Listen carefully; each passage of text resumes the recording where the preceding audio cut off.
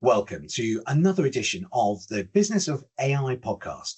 And I'm delighted to be joined by Aizikovich, who's the founder of Flarepoint. I'm looking forward to finding out more about Flarepoint. But Ian, welcome to the podcast. Thank you very much, Tim. Looking forward to this podcast and appreciate being here. Yeah, well, could you give us a bit of your background? Help us to understand how you came into doing what you're doing today. Where did you start and how did you get here? Of course, I'd say my background is predominantly a corporate one. I worked with management consultancies and I worked with market research in large enterprises over the past 6 or 7 years. And 2 or 3 years ago, I pivoted into a very specific niche, which had to do with reputational crises, specifically for corporates. So I dealt quite a lot with what emerging risks corporates deal with, and specifically the ones that could bring reputational damage. And as I was dealing with reputational crisis, and as I was having these conversations with heads of risks and heads of legal, I've essentially tracked down a very, very specific and narrow sub-risk, as I would say, and that is essentially the reputational risk that LLMs carry and AI-generated statements carry. And this is what brings me to today. I founded Flarepoint more than a year ago, and we've already scaled our technical team. And essentially, we deal with what risks do AI-generated statements and narratives carry, and what kind of protections can public bodies and private bodies employ to defend themselves against these. That's fascinating. So I love that because it's so new and it's so relevant to the way in which LLMs have evolved over the last couple of years. But you say you're a year old now. I mean, I imagine even in that time, the risks have changed. I think we've all seen hallucinations have kind of got less bad, but they're still happening. But I wonder whether you could sort of talk us through what are some of the biggest reputational risks that would come from an LLM? Yeah, absolutely. And I think you're absolutely right in pointing out that even a year and a half ago or 2 years ago, this kind of reputational harm and financial harm from AI hallucinations was quite a vague, quite a shadowy thought. But at this point, the AI hallucination damage has been progressing on a weekly basis. You get reports basically every day from completely different industries of how AI hallucinations or fabrications or disinformation can harm businesses. To give you a couple of examples, I think the legal industry is probably one of the biggest kind of victims of AI hallucinations. I don't know if you've heard, but a couple of days ago, there was a gigantic admission from one of the biggest US law firms that AI hallucinated on 800 instances on one of their legal works, and they had to admit this before their clients and before the judges. And essentially their credibility and reputation tanked overnight just because of a couple of hallucinations. Also, AI defamation is rising and AI libel. I'm sure that not a lot of listeners, and maybe not yourself, have heard too much of this, but cases of AI libel are rising, and essentially how AI portrays a person or an entity matters quite a lot these days, because for a lot of people, AI is becoming the primary source of knowledge. They go into LLMs, they ask a question, and they treat this as a ground truth, essentially. And what myself and what my team have done is we've essentially come up with ways of how to defend against it, how to actually make sure that what AI says about people, narratives, governments even, is actually accountable. So that's I can see that's a big area, right? Because Yes, it is. Yeah. If you're a government, or even if you're a celebrity or a company, then they're all going to be slightly different sort of requirements, but they all have lots of different risks to the reputation within that. One of the biggest challenges, I guess, is like who is actually going to be liable here? Because if I, let's say I'm a celebrity, and I've kind of, I've got I've put lots of content out there, and I enjoy having other people take photographs of me, write about me, that kind of stuff. That's all that in the common domain. A lot of that information then goes into a model, and then people, other users, journalists, whoever it is, come and query the model, and they pull information out of that in order to kind of create new content. There's also content which is coming out into the AI search engines now in that sort of that new geo model. So when I, as a celebrity now, if it says something about me which is untrue, I don't know, maybe it says I've had some kind of make bad career choices when it comes to drugs and alcohol, and they just made that up because someone similar to me, or for whatever reason, has decided to make that up about me. Where in that liability chain I just painted, from the model to the user going in and querying the model to the sort of the search engine results, where can I try and get that liability and understand it and then control it? The short answer is we don't know. But the longer answer is we don't know yet. Essentially, in April 2026, which is the time where we're recording this, we have several proposals from the EU government, US government, and even the UK bodies that are calling for accountability of the AI providers. So the companies that actually provide the training data for the models. However, there are several problems with this, and there were already a few cases against OpenAI, Anthropic, and Google to try to bring them essentially to accountability over what their models are saying. These cases did not have enough evidence, and these cases did not have enough kind of groundwork to actually bring these companies to be accountable for what their models are saying.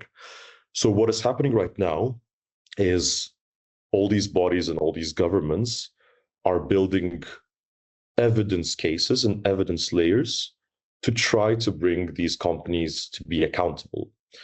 I'd say that's where we are right now. And I do believe that by the end of the year, we're going to have at least one. It most likely will be a state-specific, a US state-specific legislation that will address this, because I do think that UK is much more flexible with regulation, whereas EU has a very kind of rigid stance on, for example, EU AI Act.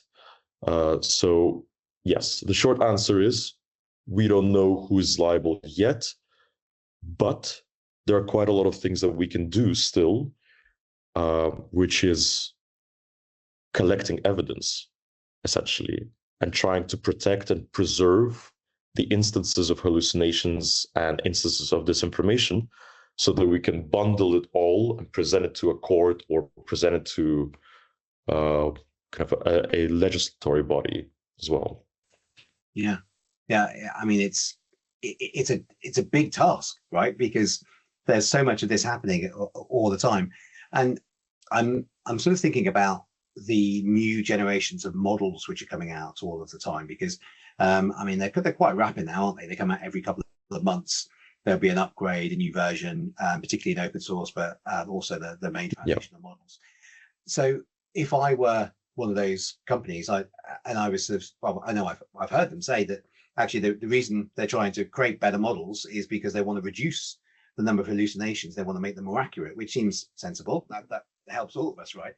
But then if you were bringing together all this evidence to say actually the liability sits with the models, then actually I would just turn around if I were one of the model companies and say, well, that was version 4.2, but now we're on 4.6. So clearly we've made some big advances in reducing the problems with hallucination, because now we're on 4.6, and therefore we're not liable for what happened with 4.2, and everyone should use 4.6, right? I mean, isn't that what they're going to say? So several things to unpack here. A, yes, you're right. However, it's not about the model version. It's about what kind of data these models are trained on. There are several kinds of data, and there's research on what classifications does training data have. It's quite technical, but if you had to break it down to three types of data, it would be academic, it would be mainstream, and it would be partisan. Partisan training data is what I've devoted my life to over the last 2 years, I'd say, over the last 3 years. Partisan data could be YouTube, could be X, could be forums, could be Reddit. It also could be newspapers that are leaning either left or right. This is what I'm concerning myself with, and this and my future work with. How do we keep models accountable for using partisan sources in their conclusions, in their outputs? And what we do is we collect hundreds and hundreds of thousands of data points, kind of over weeks, months, and years. How do LLMs, for example, portray, the prime minister of the United Kingdom? And we see how the sentiment and how the sources that they use change over time. And it's actually fascinating. For example, in the periods of time when people would spike their activity on YouTube and X in their reviews of the prime minister, only 2 or 3 months later would the model pick these up, because it has cycles of training. And so only 2 or 3 months later, these sharper, more kind of, I would say, more outliers of opinions are actually going to surface when the crisis might be over. So yes, it is fascinating, but again, to bring it back to your original question, we're more concerned with the types of sources that models use, not necessarily the behavior and the kind of the logic and reasoning of it. Okay. Thank you. That was really interesting to understand that. And then when you're talking around that sort of partisan data, I mean, that sounds that's quite a trying to think of the phrase, but you're opening up a Pandora's box, really. Yes. And I know, without wanting to get too much into the politics of it, I know there are some challenges in the US in particular around what is considered to be partisan data and what is not. And what people in Europe might consider to be very partisan and very right wing is considered to be very mainstream, or not to be considered particularly extreme in the US. So I wonder, how do you try and deal with that level of sort of difference? Because how do you define what is partisan and what is politically motivated and not? This is a great question, Tim. This is something that we've been working on. This was taking up, I'd say, 70% of our time over the last 6 months. And the answer is we let the customer decide, because we're not necessarily an NGO, and we're not, and Flarepoint does not just produce kind of objective truth. And we do work for public bodies and private sector. We let the customer decide what parameters would they want to set for the analysis. Then we map the narrative. As I said, we scan hundreds of thousands of data points, and then an analysis of it would be a completely different layer. For example, if they want to tag, in a conversation with myself or one of my team members, if they'd want to tag mirror.co.uk as a mainstream trusted source, no problem. This is their vision of how they would want to map the narrative. We can offer our recommendations, but again, the short answer is we let the client decide what lens they want to see the narrative through. Yeah, so that makes sense. So it's starting to come together now in my head. So if you are an organization, then you will have a very clear set of guidelines. You've probably got them written down somewhere in terms of, you know, what your brand stands for, what your principles are, governance frameworks, all of those things which an enterprise would have. And then you're almost taking those and sort of building a framework within your tool that will allow you to then understand how your brand reputation and the narrative around your brand is being perceived. And then where it falls outside of that framework, you could obviously highlight that as a risk. And the idea is then you try and bring it back within that framework so everyone knows that what's being said about your brand is consistent. Is that sort of it? Yes. I think in simple terms, yes. I do think we go a bit beyond that. And I think we work beyond brands. Yes, we do work with specific products. We can work with just the company image. But I think where our recent work has led us is helping public bodies and helping, for example, some of the NGOs, some of the UK-based even departments of the government understand what kind of narrative is created around them and understand it through a lens of either social cohesion is what one of the people that I've talked to called it. So what kind of narratives are shaping public perception? But whereas with brand perception, it only shapes the consumer perception.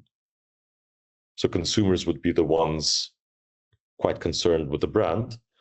When it comes to public bodies, it shapes the perception of society. And I think this is the very ambitious work we're trying to undertake, but we're trying to map essentially, in short, how LLMs shape society's perception of that or another issue.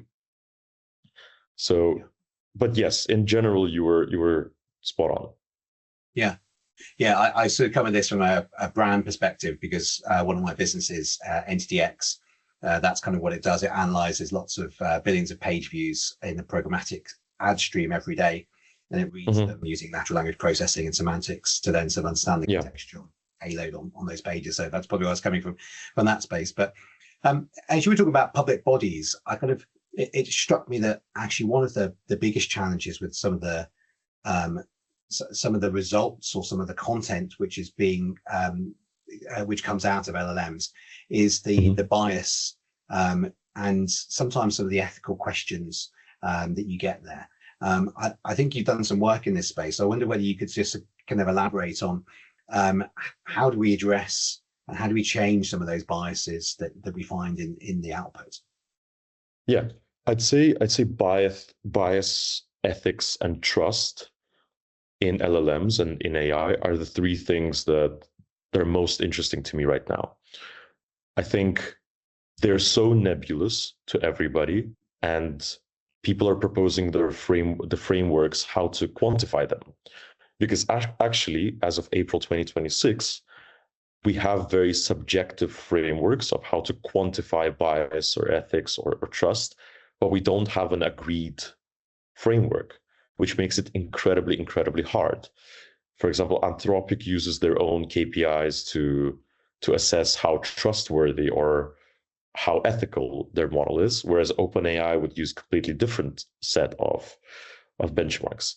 And I think it's incredibly fascinating and also very important. I've also heard one of your guests in previous podcasts say that, for example, for the UK kind of AI, for the UK AI community, the biggest problems to solve are economical and economically driven. Whereas I think that actually the problems of trust and bias in AI are some of the most prominent ones. And what I would say is there are a lot of academics and there are a lot of teams in I know, for example, Bristol University and Oxford University, Oxford Internet Institute, that concern themselves with these questions on a daily basis.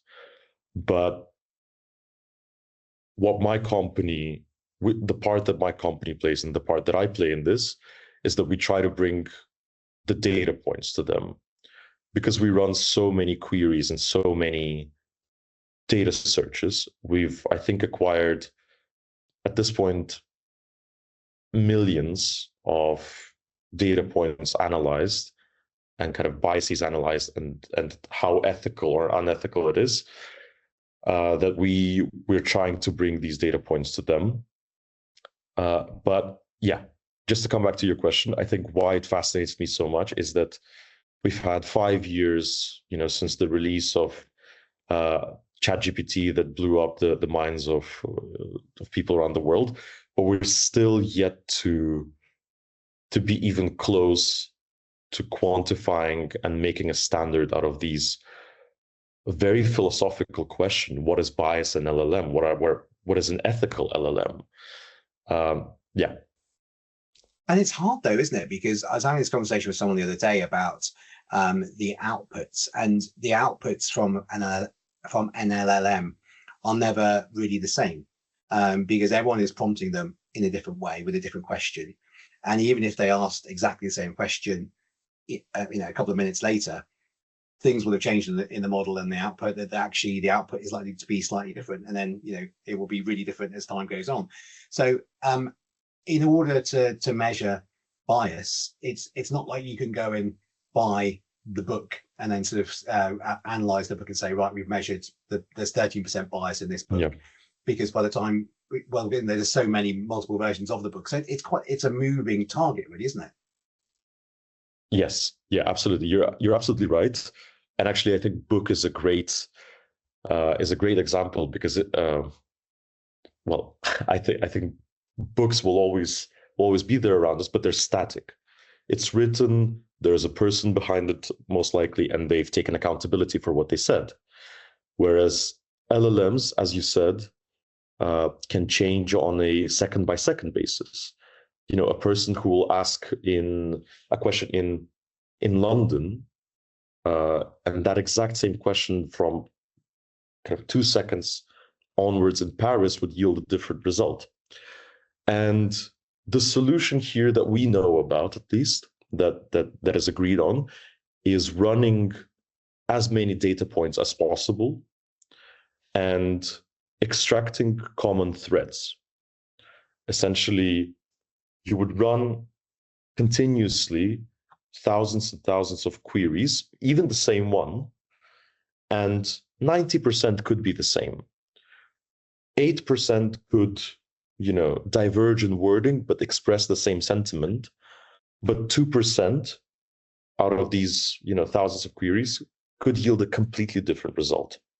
And that's what you capture, and that's what you analyze. You have to run as many queries as possible in a very much continuous manner. I'll give you an example, which I think is fascinating. For example, which has to do with bias and ethics. As you know, a lot of the financial services companies are adopting their own internal AI.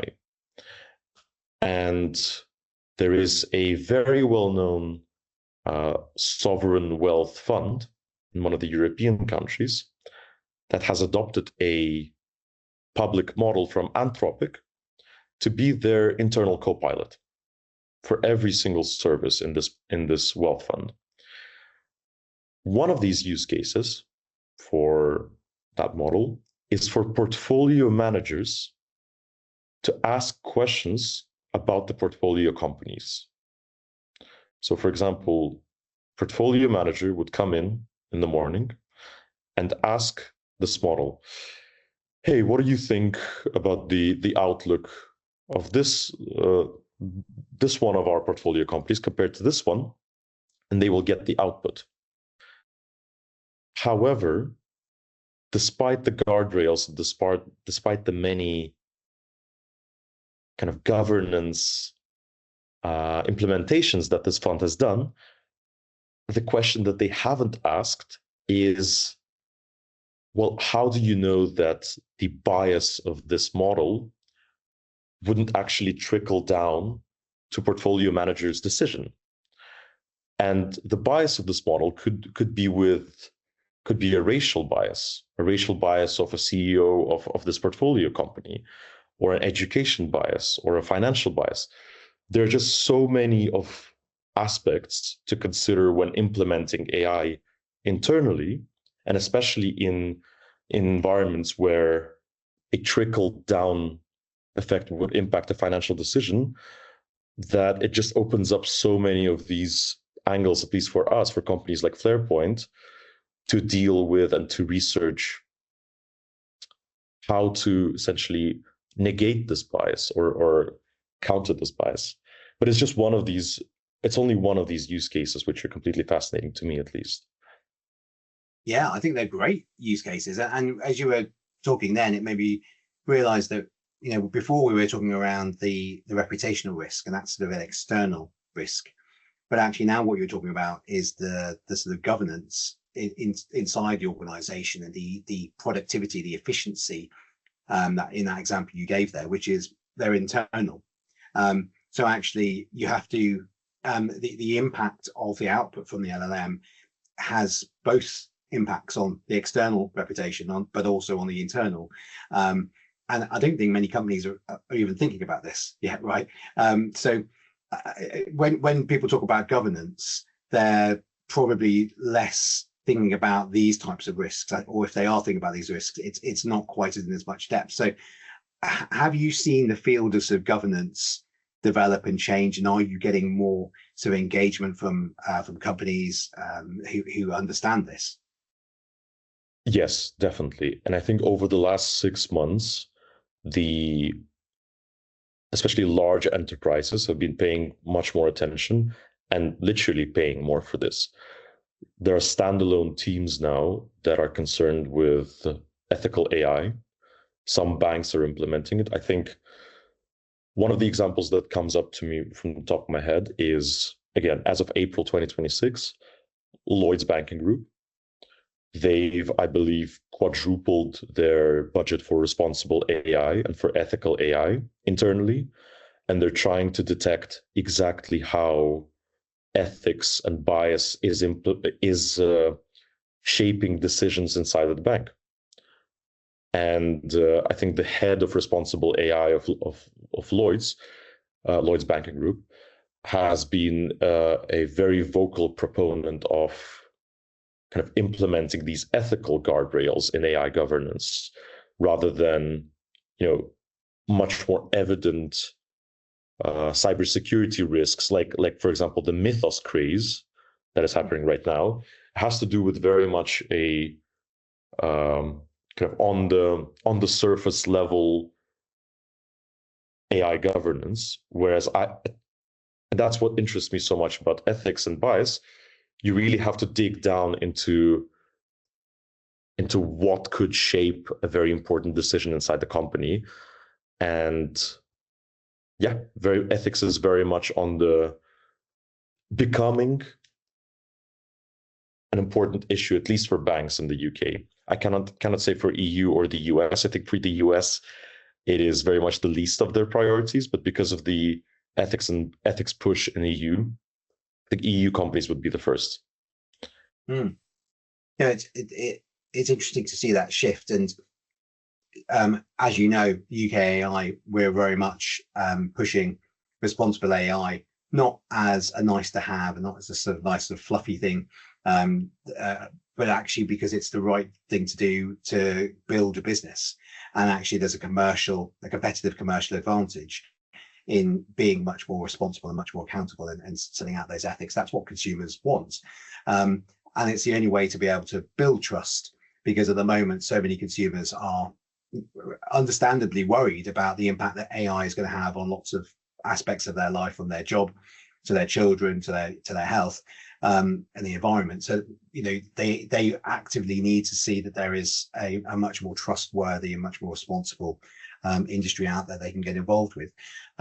Just as we start to sort of wrap things up a little bit there, I kind of wanted to understand your perspective on how things are changing, because we painted a little bit of a sort of not a bleak world, but understandably we've been looking at some of the risks, right? And the risks sometimes sound a bit scary. But are things moving in the right direction? Are you seeing the foundational models, the LLMs, respond and take action to improve some of this? Is it getting better? Yes. In my subjective view, yes. I think the awareness has been raised to a unprecedented degree. I think it's absolutely great that more and more standalone teams that concern themselves with essentially how AI shapes perception, both externally and internally, is definitely a step in the right direction. And as I've said in the beginning, and we started the conversation with this, I do believe that by the end of 2026, we're going to see the first cases of regulation and essentially, well, regulation to bring somebody to accountability, whether it would be the corporations themselves that will have to monitor what LLMs say about them and shape perception, or would it have to be model providers, or would it have to be some sort of other bodies? We're yet to see, but I do think that we're moving in the right direction. And for example, more and more companies such as Allianz, one of the biggest kind of insurance and risk management companies, Allianz has set AI hallucinations as a number 2 risk in 2026 in terms of reputational and financial harm. So awareness is spreading both through these outlets like Allianz and kind of in the discourse, I would say. So yes, the UK at least is moving in the right direction. I think the US is much less concerned with these things, and it's very much a state by state situation, whereas EU is already set on one big piece of legislature, which is EU AI Act, and I don't think they will be paying as much attention to these side and more niche problems that at least I concern myself with. And do you think that gives the UK a special opportunity then? Because the US is, fragmented and broadly going off in one direction, and the EU is slightly more structured and going off in another direction. Do we have an opportunity to sort of be nimble and find that middle ground? I completely agree, and I think so. I think the flexible approach in regulation, somewhere in between kind of the major AI powers, US, China, and EU, I do think it genuinely gives UK a gigantic competitive advantage in terms of internal growth of businesses and in terms of being competitive on a global landscape. I think the fact that nobody rushed to create these very tight boundaries of AI adoption and kind of AI use, I think it will yield to great results. Obviously, we're yet to see in 2027, 2028 how EU AI Act is gonna work. But yes, I think that the flexibility in the approach that the UK has chosen is the correct way. Interesting. It kind of builds upon that history, that heritage which the UK has got in both the legal sector, professional services, understanding how to work with regulators, setting standards and quality assurance. All of those areas, I think, are sort of coming together with that broader geopolitical opportunity that we discussed. Well, this has been fascinating. We've got lots of different aspects of governance, and I think how you're sort of applying this really interesting lens to analyze the reputational risks around LLMs for businesses, both the internal ones and the external ones. Just as we start to wrap things up, though, I wondered whether you could tell us how can we follow what you're doing at Flarepoint and stay in touch and find out more. Absolutely. Well, first of all, you can visit us on the website, flarepoint.io, very modern and tech domain. But I think what is much more exciting, and personally for me, and something we've been working on for a couple of months, is we're going to be rolling out a national narrative integrity index. It's very complex, but we call it NNII. It essentially compiles months and months and months of monitoring data and monitoring AI-generated narratives to understand what the UK's narrative is being shaped by. What sort of sources, what kind of narratives are more present, less present, divergent, dominant. And we're going to be rolling this out in end of May 2026. And I think this is going to be very much something that will shape quite a lot of companies and public bodies' agenda on how to view AI perception. And we're going to be posting this quarterly. So I think this will be the thing to look forward to, at least for my team and I, for my clients, and I believe for your listeners as well. Great. And just give me the name again, the NNII, which is the National... Yes, it's the National Narrative Integrity Index. It's very complex. I'm sure we will shorten this down to something much more appropriate, but this is the working title right now. And yeah, it will compile basically for us an unprecedented amount of data that we try to compile. But I do believe it will help people understand how LLMs are shaping perception in society. Wow, that sounds like a really fascinating project. I'd love to get you back. Maybe we can do a webinar Absolutely. when you're launching it and you've got some data, and we can actually sort of, because I'm sure We'll be very happy to. also love to ask questions and sort of poke around and to see how it works. Yeah, good stuff. Well, absolutely. Amazing. It's been really fascinating. We've talked about lots of areas, and I think, you know, actually you've given us some hope as well. Both hope in the fact that you're setting out some of these frameworks, hope that you are looking at how we can hold accountable and think about the liability within these foundational models, but also broadly that things are moving in the right direction, whether that be through some of the regulation which is coming, or through just recognition that we need to fix these challenges, particularly around things like hallucinations. And I love hearing about the work which is coming as well. I think that's going to be really exciting. So Ian, it's been great to have you on the show today. Thank you very much for joining me. Thank you very much, Tim. I really appreciate it. And the feelings are very mutual. Thanks for having me.